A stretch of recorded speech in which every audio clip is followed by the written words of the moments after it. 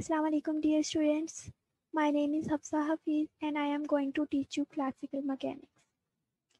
So here we will discuss introduction and history of classical mechanics. In this video, you will learn what is classical mechanics, history of classical mechanics, limitations of classical mechanics, and branches of classical mechanics. So first of all, let's move toward what is classical mechanics. Classical mechanics is basically a mathematical science and it deals with the study of displacement of bodies whenever a force is applied to them. Okay, so next move toward the history of classical mechanics. First of all, we will discuss Aristotle's contribution to classical mechanics. So Aristotle thought that the object tended to stay at rest whenever unless no force is applied to them. He thought that whenever a force is applied to the object, it will start moving, and when no force is applied to the object, it will remain at rest. Next, he also described the motion of arrow. He said that arrow will start moving and when air went around the arrow and it is pushed forward. In this way, arrow is moved. And he also said that uh, uh, free fall and heavenly motions were exceptions. Like this kind of motion didn't describe free fall and heavenly motions. Okay, so next move toward Galileo Galilei's contribution. Galileo Galilei initiated the modern era of mechanics, and that was that he used mathematics to describe the motion of bodies. That was a new thing. Like Aristotle didn't describe mechanics in terms of mathematics. And his mechanics book was published in 1623, and he gave the concepts of force, constant accelerated motion, and that kind of motion was only near the surface of earth, that was not in space. So that's all about Galileo Galilei contribution. Next move toward Isaac Newton contribution.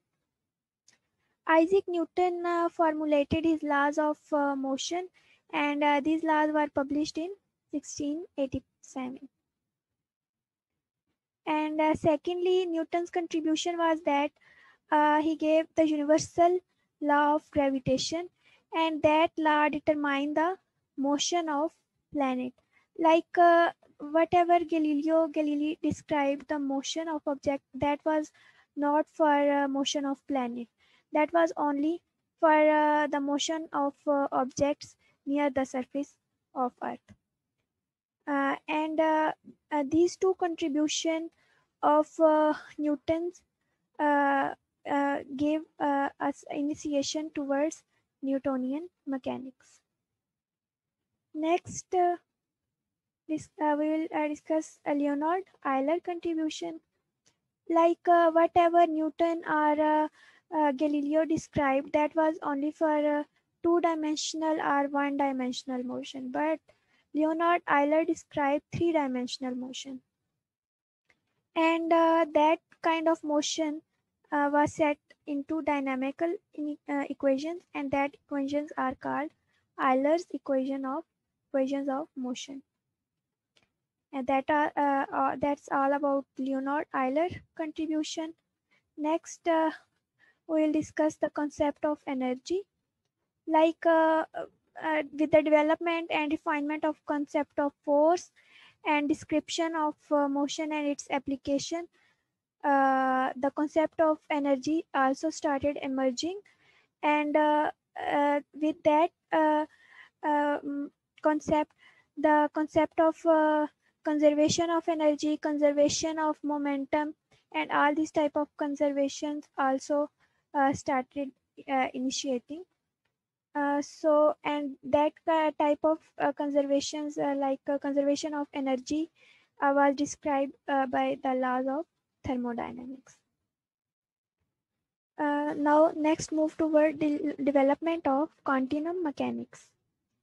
Like in early ages of development of classical mechanics, uh, that mechanics was only for a non-rigid system.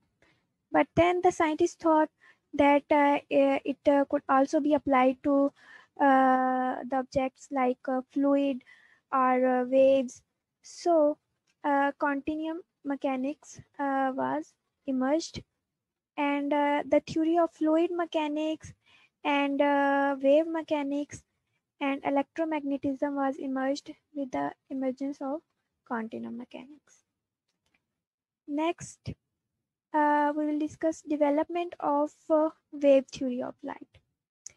With the development of fluid mechanics, wave mechanics, and electromagnetism, the theory of wave theory of light was also developed. And in the beginning, scientists thought that light propagate through a medium, and that medium was called ether. Next, we will discuss the limitations of Newtonian mechanics. And first limitation is that the Newtonian mechanics was basically not applied to optics. Photons are very small energy packets, and that Newtonian mechanics was not applied to that photons. So Einstein started rethinking about the concepts of space and time, and his special theory of relativity resolved the conflicts between optics and Newtonian mechanics. And the second limitation is that the Newtonian mechanics was not applied to microscopic level, like it was not applied to electrons, atoms, protons, and such kind of small objects. Next, move toward development of general relativity. In 20th century, experimental observation led to detailed knowledge of large properties of universe. When scientists started thinking about the large scale properties of universe, they thought that the universal law of gravitation was no longer accurately modeled the observed universe.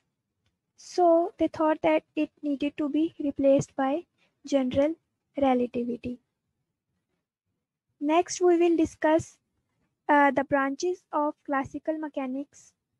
Basically, there are three main branches of classical mechanics, and the first one is dynamics, second one is statics, and the third one is kinematics.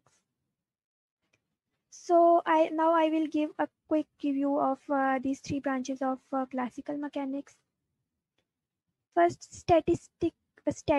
What is statics? Statics is basically the study of equilibrium and its relation to forces. Like we will discuss the bodies at rest and their relation with the forces, how forces are applied. Next, dynamics. Dynamics is basically the study of motion, and we relate that motion with the forces. Third one is kinematics. Kinematics deals with the implication of observed motion. Like we will take the motion and we will not deal with the circumstances that cause that motion. So that's all about our today's lecture. Good luck and Allah Hafiz.